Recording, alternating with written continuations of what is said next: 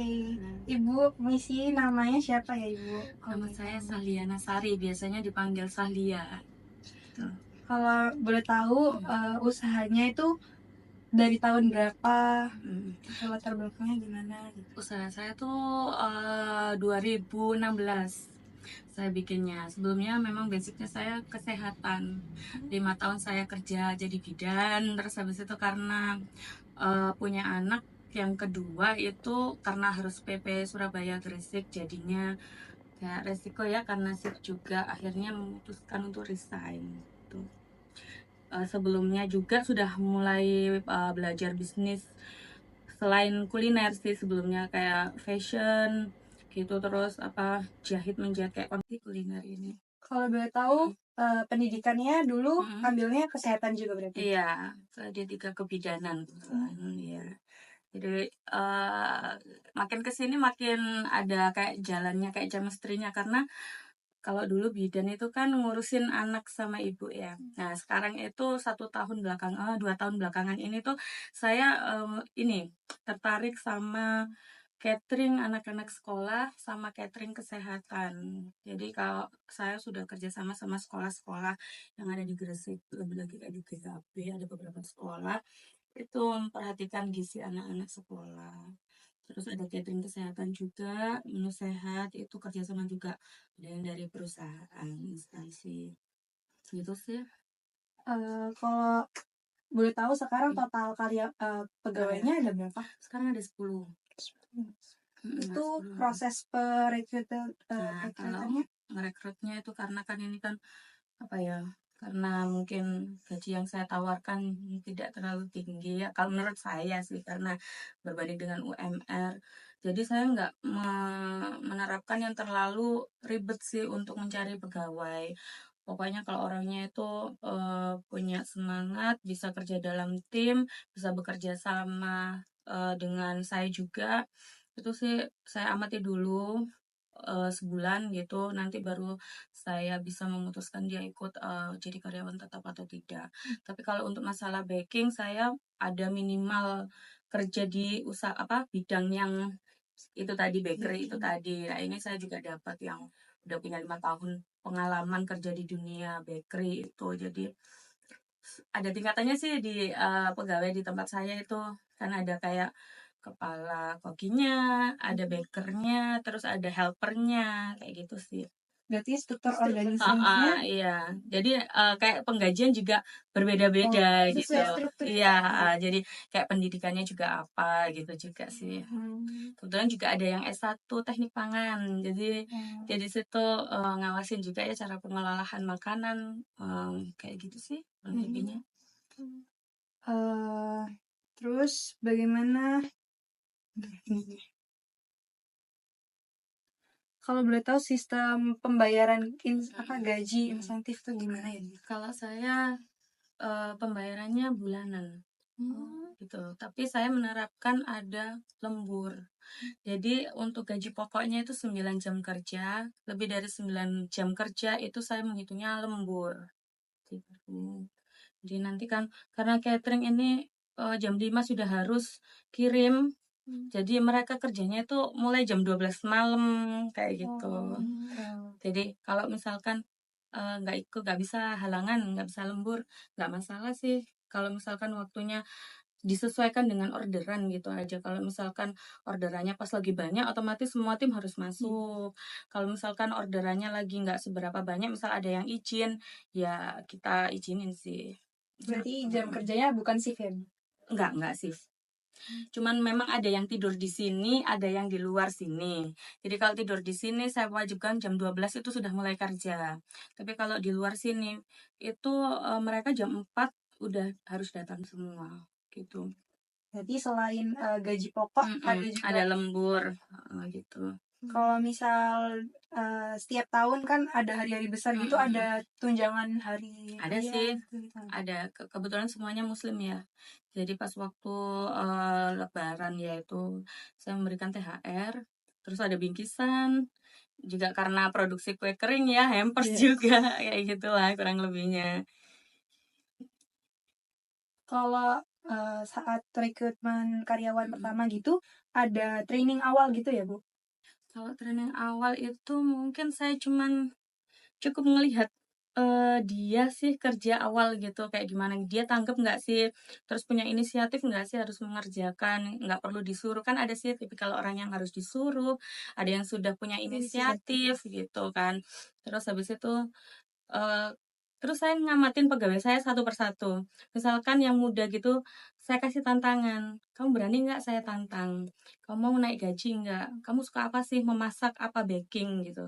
Kalau misalkan suka memasak, jadi saya tuh, kayak mengkursuskan pegawai saya. Nah, sementara ini saya kursusnya di Tristar Surabaya itu, kayak gitu.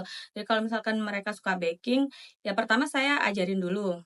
Terus habis itu kalau memang mereka sudah kayak mahir atau apa, saya kursuskan. Terkadang juga saya manggil chef di sini, gitu. Jadi belajarnya bersama-sama. Chefnya dari luar kota biasanya kan.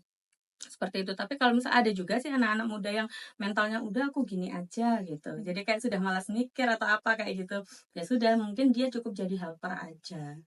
Itu sih. Kalau boleh tahu itu berarti perekrutannya itu dari mulut ke mulut apa kayak open recruitment gitu Bu? Open sih, open recruitment. Cuman kebanyakan dibantu ya sama orang-orang sekitar gitu. Bahkan security juga kalau misalkan ada orang cari kerja gitu langsung coba ke sana gitu. Barangkali butuh pegawai tambahan kayak gitu. Dan kayak alhamdulillah orang-orang itu kayak pada betah. Jadi misalkan saya buka lowongan, mereka kayak menawarkan saudara atau tetangga yang membutuhkan gitu. Jadi orang-orang Itu terdekat sih ya iya, berarti. jadi orang-orang terdekat, nggak sampai jauh juga sih. Kalau boleh tahu kalau misalnya omsetnya lagi Mm-mm. membludak ya Bu, berarti karyawan tetap dapat bonus dari Iya, omsetnya. betul. Seperti itu sih. Jadi dulu tuh sering sih dapetin bonus gitu. Kalau makin ke sini karena apa ya, menyesuaikan beban kerjanya juga. Ini kan karena saya butuh waktu yang tepat untuk pengiriman. Jadi sementara mungkin pengaturannya seperti ini karena ada beberapa kayak komplain apa itu jadi kayak gimana ya? Saya jadiin kayak penyemangat mereka kalau misalkan bisa tepat waktu, zero komplain kayak gitu, nanti bakal dapat bonus. Kalau memang banyak gagalnya, terus habis itu dikomplainnya banyak, ya terpaksa gak ada bonus. Biar kalian kayak apa ya, ada tanggung jawab gitu kan, nggak sembarangan ngasal kerjanya itu tadi. Itu sih dari saya. Kalau untuk tantangan terbesar saat menjalani bisnis ini apa aja ya, Bu?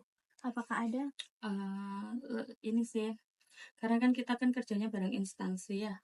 Kalau misalkan ikut instansi itu kayak pembayarannya itu kan apa ya, sebulan sekali, 2 bulan sekali, dengan apa namanya orderan yang lumayan banyak ya, otomatis ngatur supplier kayak tagihan gitu sih, membayar karyawan tuh sempat ada kayak apa namanya, sempat ada kendala karena kan kita tuh berangkatnya tuh ini dari nol gitu, nggak ada modal sama sekali. Terus apa namanya, dapat kayak kerjasama dengan instansi gitu kan agak berat memang ya. Seperti itu sih. Hmm, apa ada cara tersendiri untuk membangun hubungan yang baik antar satu karyawan dengan karyawan yang lain, Bu? Ada sih. Karena memang kan karyawan kita itu ada yang ibu-ibu, ada yang laki-laki, dan ada yang perempuan. Mereka punya karakter sendiri-sendiri. Dan satu dengan yang lain itu pasti adalah kayak apa cekcok atau apa gitu pasti ada. Nah, di situ tuh saya berusaha apa ya? Bikin mereka itu hubungannya bisa harmonis. Kita itu di sini tuh kerja tuh kayak seperti kekeluargaan aja, bukan kayak kerja di luar yang harus bersaing, nggak sehat gitu. Pokoknya yang muda harus mau bantu yang lebih tua dalam pekerjaan ini gitu. Jadi nanti itu bakalan nggak akan diam aja kok. Misal rame ataupun apa, ada tambahan-tambahan sendiri gitu, bonus lah katakan seperti itu. Untuk yang muda juga misal menawarkan diri untuk mengambil porsi kerjaan lebih banyak, itu nanti akan saya beri lebih daripada yang ibu-ibu itu tadi. Memang kebanyakan perempuan karena memang saya visi sama misi tujuan bikin usaha ini itu kan pengen membuka lapangan usaha terlebih lagi ibu-ibu yang jadi tulang punggung keluarga gitu sih. Jadi saya nggak pengen menyulitkan mereka, misalkan mereka ada acara anak, mengurus anak atau anak sakit atau apa, gimana mengatur tim itu tadi biar tetap bisa berjalan semua dengan dia bisa izin kayak gitu sih. Dia tetap bisa izin mengurus keluarga, mungkin ada yang sakit, anaknya keperluan sekolah, ngambil rapot seperti itu sih. Jadi kayak dibikin nggak usah ribet dan simple gitu. Pokoknya kita kekeluargaan kerja gimana, orderan jangan sampai terlambat, orderan tepat waktu, tapi tim ini ya wis kondusif kayak gitulah. Itu aja. Berarti spesifikasi untuk pegawai di sini tuh perempuan ya Bu rata-rata? Rata-rata sih seperti itu, tapi memang tidak menutup kemungkinan saya juga membutuhkan laki-laki karena kayak pengiriman, apa catering itu kita akan pakai box besar, terus kayak harus bawa mobil gitu tuh kan juga laki-laki sih. Itu tapi memang yang banyak memang sekarang ini perempuannya. Dari yang sebelumnya ditanyakan gimana karyawan sama karyawan yang lain itu bisa kondusif gitu ya Bu, gimana Ibu ini bisa memotivasi karyawan agar bisa bekerja sesuai dengan target di toko, karena kan mengingat tadi itu kayak yang penting bisa kondusif gitu.